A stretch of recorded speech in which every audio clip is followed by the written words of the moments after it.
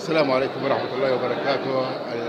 التقينا اليوم في خطبة الجمعة 22 من ديسمبر لعام 2017 مع خطيب الجمعة اليوم في مسجد الرابطة. السلام عليكم ورحمة الله وبركاته. عليكم السلام ورحمة الله وبركاته. الشيخ عبد الحميد الحمدي. عبد الحميد الحمدي. اليوم أنبت فضيلة الشيخ محمد فؤاد البرازي في خطبة الجمعة، وتناولنا في هذه الخطبة اليوم عن مغفرة الذنوب، وذكرت نفسي وذكرت الحاضرين بأن الإنسان كل يوم قبل أن ينام لابد أن يحاسب نفسه ماذا اقترف من الآثام والمعاصي وماذا جنى من الحسنات. فما بالكم ونحن على أهبة انتهاء سنة، فلا بد أن نراجع أنفسنا ونراجع أحوالنا ونراجع علاقتنا بالله عز وجل. فقلت أردنا أن ننتصر على الأعداء ونعود إلى مجدنا التليد ونعود إلى ما كانت عليه أمتنا من رقي ومن قوة، فلا بد أن نتصالح أولا مع الله عز وجل.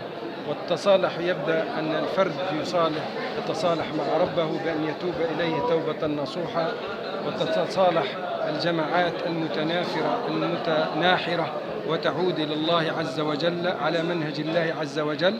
كذلك لا بد لهذه الدول الإسلامية التي تصنف دول إسلامية لا بد أن تتصالح مع الله عز وجل وتعود إليه وتحكم شرع الله عز وجل. عند ذلك إذا نصرنا الله عز وجل فسينصرنا الله وستعود إلينا قدسانا.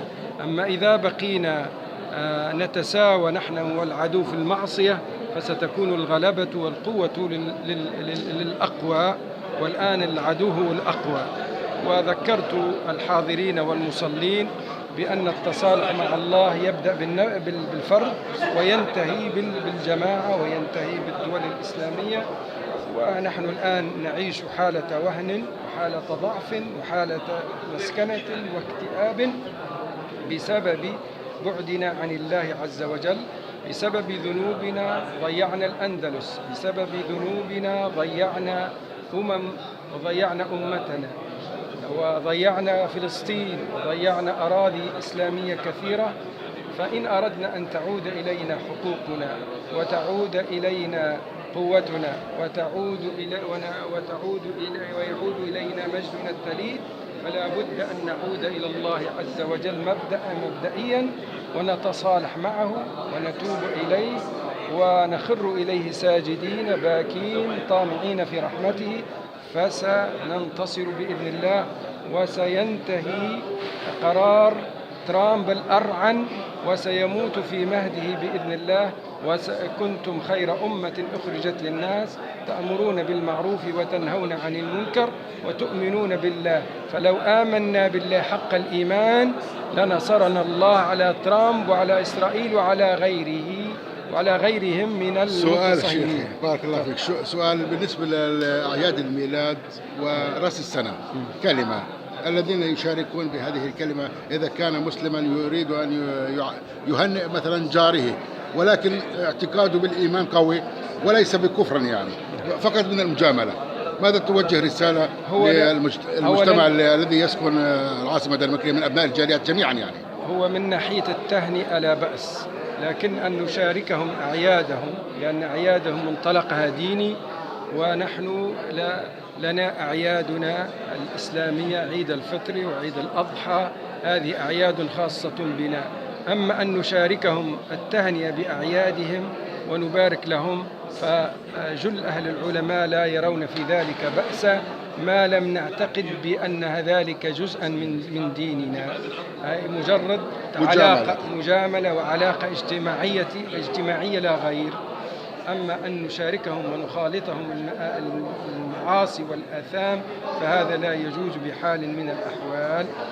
يكفي مجرد أن تهنئهم وترد لهم التحية وتسلم عليهم، فهذا لا بأس، هذا من الود، هذا من الشيء المطلوب لحق الجار على الجار.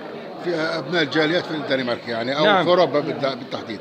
نحن الآن نعيش وكذلك رأس السنة يعني نعيش في الدنمارك، نعيش بين نعم. مجتمع أيوة. متعدد الثقافات متعدد العرقيات، فلا بد أن نحترم لكل عرقية ولكل ثقافة ثقافتها، ونهنئهم بهذه الأعياد التي تخصهم ولا تخصنا.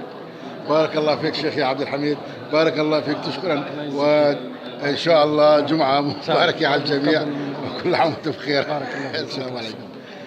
أيها المشاهدون الكرام من هذا المسجد، كالعادة يعني نحن نقوم بالتغطيات لكل حدث، كما حضرنا هذه الخطبة الشيقة والرائعة لنهاية هذه السنة 2017 واقتراب من أعياد الميلاد ورأس السنة. قمنا باختصار مع هذا الشيخ لنعلم العشرات الآلاف بل الملايين حول العالم الذين يتابعون برامجنا على عرابة ديكو على الفيسبوك وعرب ديكو على اليوتيوب أن يتفقه معنا هذه الخطبة، وأيضا يستفيد بعض الشيء، لأنه الكثيرون سيظهرون ويخرجون طبعا بملايين الفتاوى أنه هذا حرام وهذا حلال وهذا يجوز وهذا لا يجوز. نعم، قمنا بهذا. من يعتلي المنبر ووقوف المنبر بده صمود، المثل يقول وقوف المنبر بده صمود، وكل من يعتلي المنابر وهو منبر رسول الله عليه الصلاة والسلام يكون فقيها وليس تلميذا. نحن قمنا بهذه التغطية واستجوبنا الشيخ وإمام المسجد وخطيب المسجد في هذا اليوم لحتى نعلم الجميع والمشاهدون ما محتويات هذه الخطبة. أتمنى للجميع أن يكونوا مشاهدة طيبة، ولا تنسونا من صالح دعاكم كما عودناكم لكل جديد وكل أحداث جديدة.